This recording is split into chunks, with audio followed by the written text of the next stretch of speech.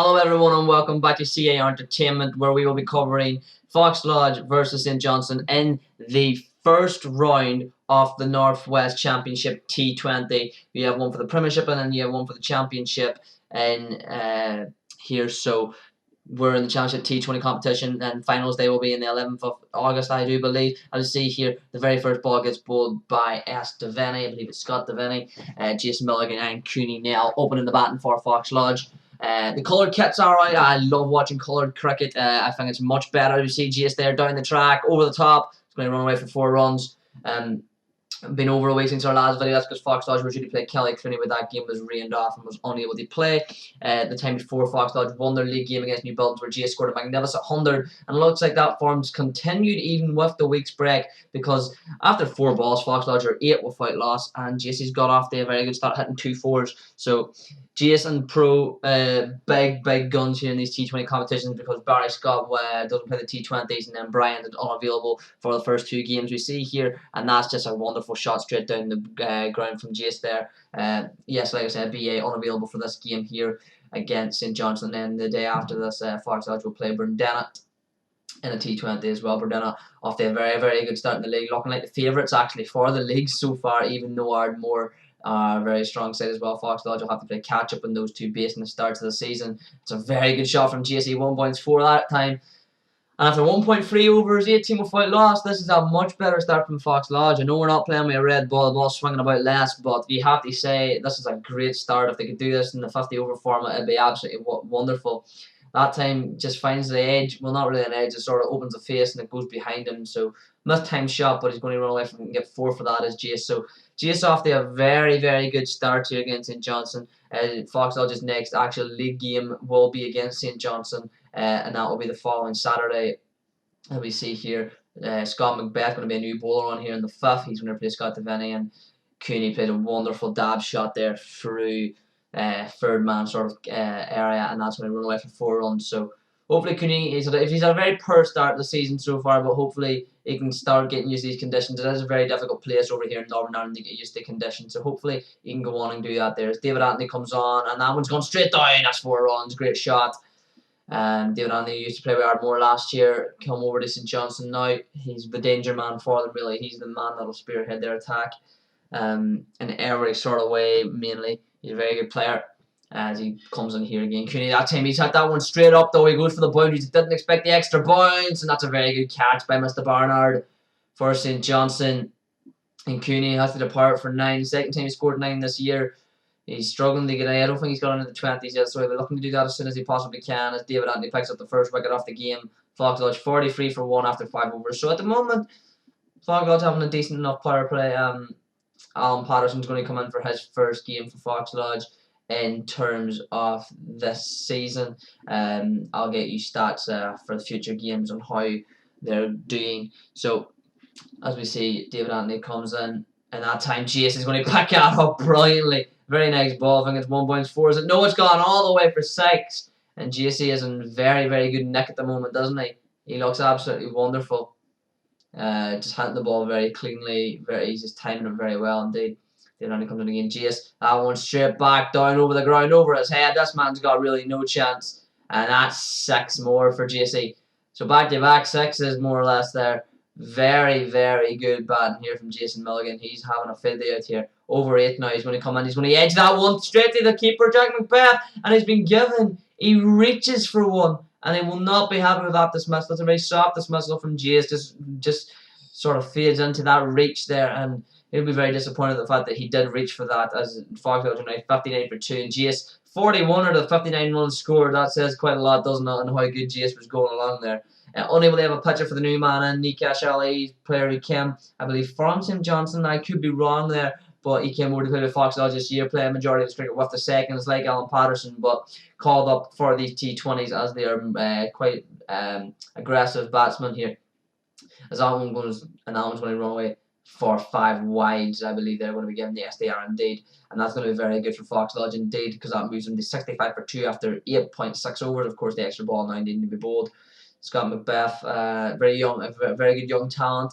I believe he's a younger Warrior setup as well, so he's promising looking. And that's a big out from Nikash. What a hit that is. Just muscles it all the way onto the road for 6. What a shot. David Anthony, expensive, but 2 wickets that he's only got. He's the only man to take wickets so far for St. Johnston. And he'll be looking to get more here as far as there's now 74 for 2, and this is the 10th over. And I tell you what, that is so unfortunate. David Anthony can't even believe it himself. He just turn around and say, well, I've been punished. But he does get his 3rd wicket off the day, and Newcastle has to go for 6. Just chops that one on that time, so he does. He just chops it on. And he has to walk back to the pavilion. A bit of exchange of words there, probably a mate, I believe. And the new batsman, Aidan Logue, last time out, he got 50 runs. You see there on his best. All these strike rates now you see are actually out from all competitions that the Fox Lodge have been playing in, so they're not T20s. In the future, I'll be just giving you the T20 stats for Fox Lodge. As we see Jacques Moss coming on here now, and Aidan's going to try and muscle that one, but he hasn't got any of it at all. He's just sort of hit that one. He hasn't put any effort behind it, and he has to fall for a duck. And that leaves Fox at 76 for 4. So a miniature collapse happening at the moment. Aidan will be very disappointed with the way he was out. Very, very soft, very, very poor batting indeed. He just sort of hit the ball, didn't really put any effort in behind it.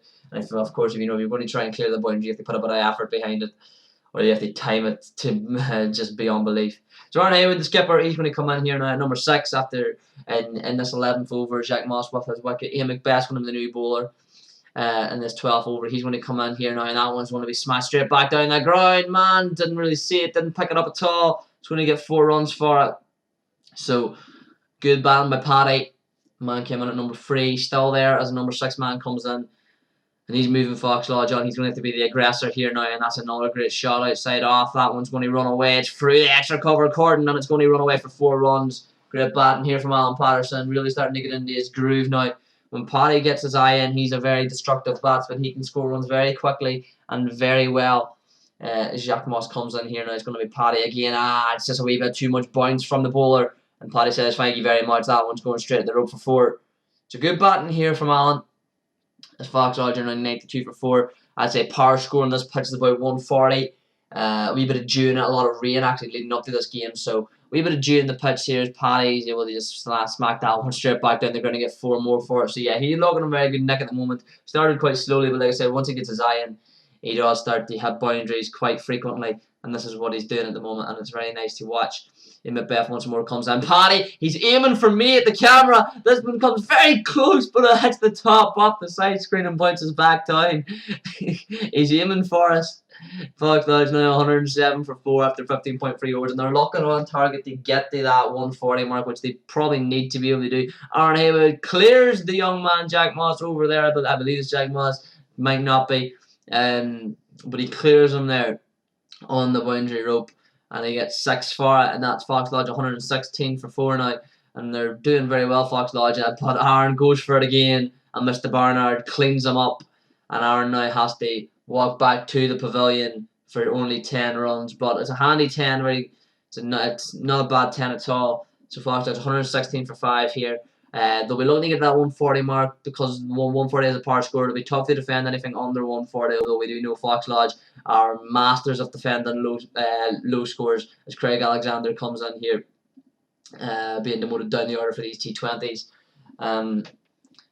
But yeah, Fox Lodge is very good at defending low totals, but by no means will they want to have to defend low totals, because obviously it is very tough to do, and you don't want to make it difficult for you all the time. The bowler sort of bad release point there, comes down hard, and Craig will say thank you very much for the freebie, and he gets 4 for it. Or sorry, Paddy will take the freebie and get 4 for it.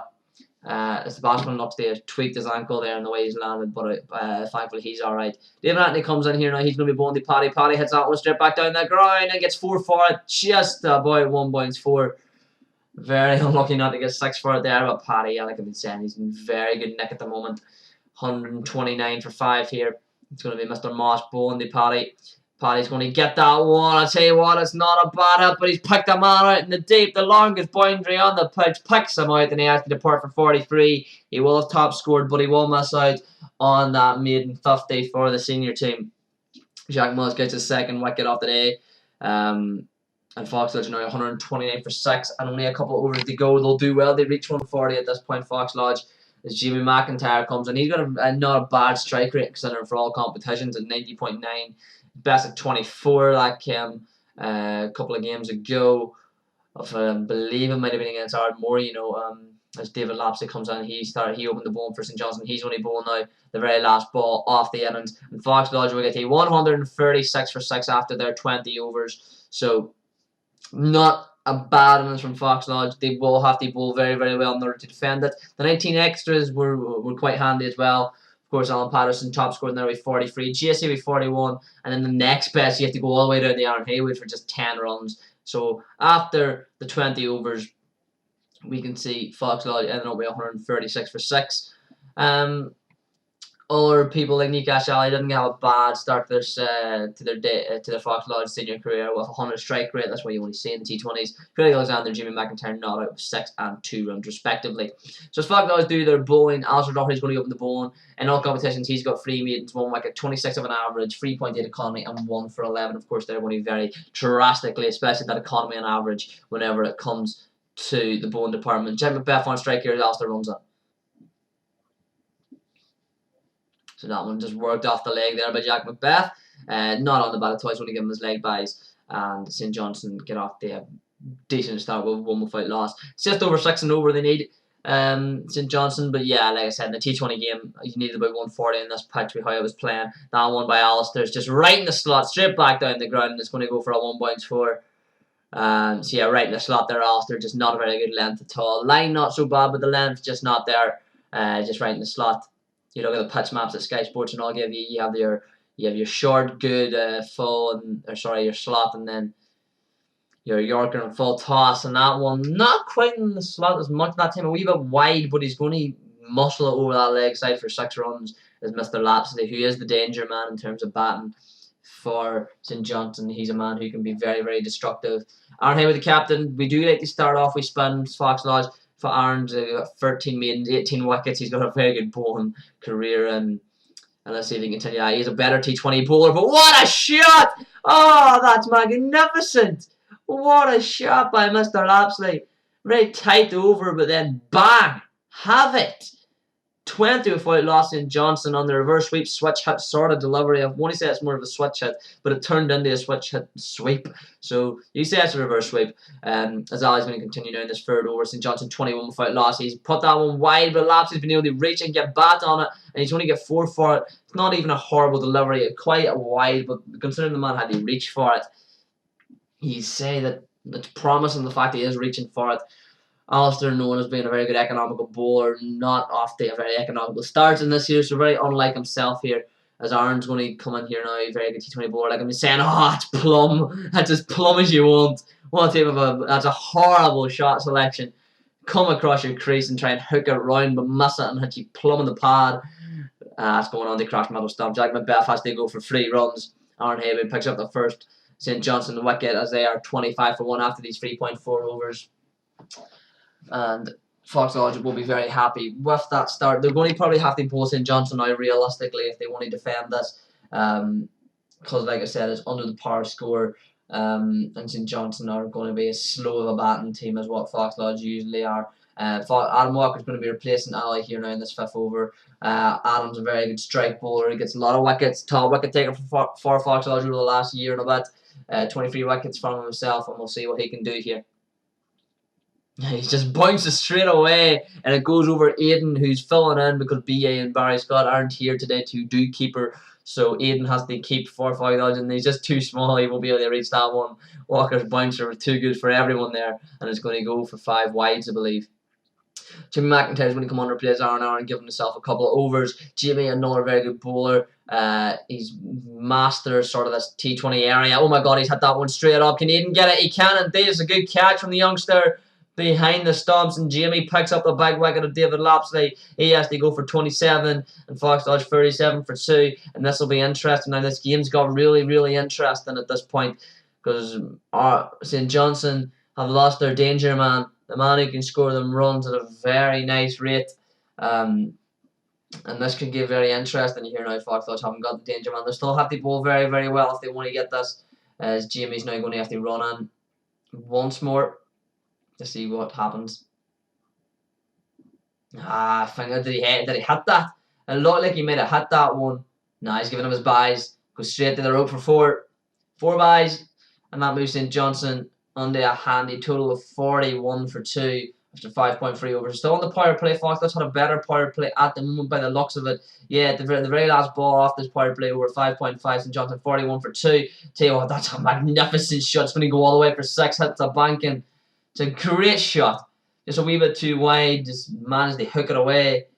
A great bit of batting out there. But Fox Lodge at this stage were better off in the power play. But St. Johnston luckily remedied that there as Adam Walker comes in here now. Oh, he's just chipped it straight back to him. What a beautiful slower ball by Adam Walker. That's absolutely magnificent.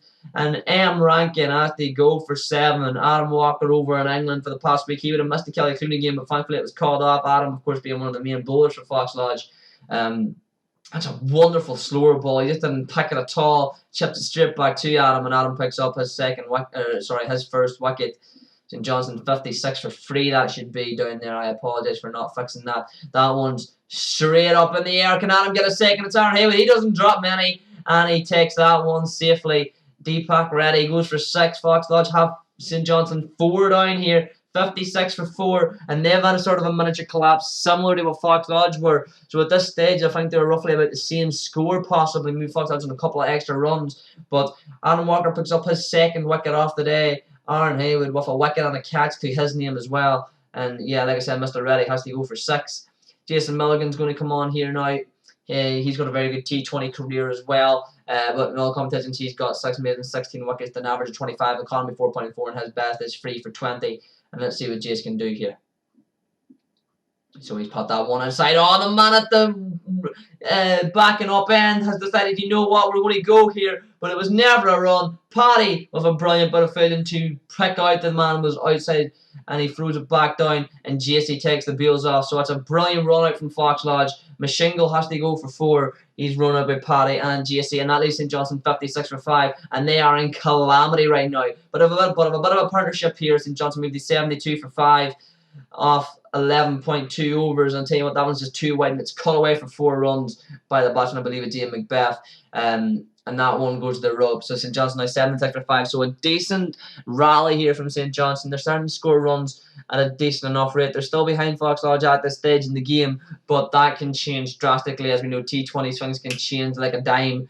And so Fox Lodge have turned to Cooney now. St. Johnston are 94 for 5 after 14.3 overs. They are ahead of Fox Lodge. They're quite comfortably ahead. And Cooney's been tipped to be the man here to get the breakthrough. But I tell you what, he's bowled it right in the slot, and it goes all the way for 6 runs. So it's not a good start from the overseas man for Fox Lodge. He goes all the way for 6 here. And Mr. Macbeth has said, you know what, let's win this game. They're 37 runs short of that total, and they have just over 5 overs to do it. Can St. Johnston chase this total? The Fox Lodge is done. It's a very evenly poised game at the moment. Fox Lodge probably need a couple more wickets to make it even more evenly poised. I tell you what, that one's going all the way as well as it. Yes, 4 runs. And this is very good from St. Johnston. That moves them 104 for 5 off 14.6 overs. And I tell you what, St. Johnston are favourites right now. Everything that they're doing put them in a strong position. Fox Lodge need wickets badly here. They do need wickets badly, especially in Macbeth. He's the man doing the hitting. Aaron Haywood, what's he going to do? That one's hit straight up. Aaron Haywood brings himself back on. Oh, Cooney takes a very good catch running in and takes the catch safely. And it is that big wicket the Fox Lodge wanted of Ian Macbeth. He has to go for 35. Well batted. Aaron Haywood with the wicket. He gets a second. Cooney with the catch, a very good catch as well. St. Johnston 111 for 6. And this game now has been just tilted back towards a more balanced situation. St. Johnston favourites with Ian Macbeth, and with his wicket, it is a wee bit even. David Anthony, who was in with him, has scoring runs as well. So if Fox Lodge can get him, then it's probably tilted just back in the favour of Fox Lodge at the moment. But they have to get that wicket. So 111 for 6, like I said, Fox Lodge probably still need to get them all out. Cooney, let's see what he can do. Can he get a breakthrough? It appears not, that he just put it right back in the slot, and he's creamed it all the way for 6, has the batsman, and that's very good batting indeed. Cooney not happy at all. His 2 overs going for a big 23 runs, so he hasn't bowled very well there at all. But with the T20 specialist, the skipper Aaron Haywood at the other end, 3 overs. He's going to bowl here now. D. Barnard's in. He's had it straight up, and it's going to be Aiden under at the keeper. With the gloves, takes a very safe catch indeed. It's not the wicket Fox Lodge would have wanted, but a wicket's a wicket. And like I said, they're going to have to both St. Johnston out if they want to win this, because they only need 13 more runs in the space of just over 2 overs. And you'd fancy them quite easily to chase that down, St. Johnston, as Barnard goes for 5. Aaron with his third wicket. St. Johnston are 124 for 7. As long as David Anthony's still in there, St. Johnston are going to win this game, I believe. So, and they still need three wickets, Fox Lodge. So it's still an uphill battle. Aaron, the very next ball. Is he going to do it again? Tell you what, that looked pretty straight, and he's giving him. Oh, that is magnificent bowling from this magnificent T20 bowler. He's so good in this format. And David Anthony, it's the big wicket too. He goes for 23. And St. Johnston 124 for 8. It reminds me of when Fox played a playoff against Ballyspellin. Ballyspellin looked all the way they were going to win it. But then some brilliant bowling. It was Jason Milligan that day. Had a brilliant bowling spell and brought it back into Fox Lodge's favour. And this is the exact same case here, only it's Aaron Haywood doing the bowling. Jamie McIntyre is going to come on. He's got 1 wicket. Fox Lodge need 2 wickets to win this game. St. Johnston need 12 wickets. Oh, and that's a brilliant bit of bowling. Sends him back up the hill, points into the clubhouse. Scott Macbeth has to go for 0 runs. Jamie McIntyre with a bowled wicket, and right now with 12 runs needed, St. Johnston, but Fox Lodge needing 1 wicket. And just over and over to go. You big time favour Fox Lodge to win this at the moment. You really, really would favour Fox Lodge to win it. But that doesn't mean that much, because they still need to get over the line, Fox Lodge. And we do know Fox Lodge are more than capable of going for a big hefty over every now and then. So it's been tipped. It's going to be Coopy as well, bowling the last over. If we get there, Jimmy still has 2 balls. As we see, they get a leg by there. And now the final ball off Jamie's over. This comes in. Moss hits that one straight at the fielder. They're going to try and take a quick single. Aaron Haywood hits! Oh, and he's giving it Fox Lodge win this T20. What a magnificent chase. Oh my goodness. What a bowling performance to defend 136. And Johnston all out for 127. Fox Lodge win this game by 9 runs. This has been magnificent. Aaron Haywood can take a bow. I think he took 1 or 2 catches. He got a run out, and he got 4 wickets as well. And also the 3rd top run score for Fox Lodge. Just a really, really good game from the captain. A captain-inspired performance. We took a look at the bowling figures. Alison Doherty 2 overs, 0 maidens, 0 wickets, 17 runs, and an economy of 8.5. Aaron Haywood, of course, the main man, the man of the match. 4 overs, 0 maidens. No one bowled a maiden, in fact. 4 wickets for 22 runs and an economy of 5.5, which is matched by Jamie McIntyre, who got just 2 less wickets than Aaron. Adam Walker, with his 3 overs, gone for 2 wickets and 26 runs and an economy of 8.6. JC bowled very well, 4 overs, 10 runs and 2.5, and then we already talked about Cooney. And there it is, the summary of this Northwest Championship T20 round 1 here in Balmagorry. Fox Lodge done 136 for 6 off their 20 overs. David Anthony the pick of the bowlers, Alan Patterson the pick of the batsman, and in St. Johnston's chase, and a total of 19 overs. They were all out for 127. Fox is winning this game by 9 runs. Ian Macbeth top scoring with 35. Pick of the bowlers, Aaron Haywood 4 for 22. As for Dylan Hamilton from C.A.R Entertainment. I'll see you. We touch, we break, make it seem like we feel the same. We love what we hate.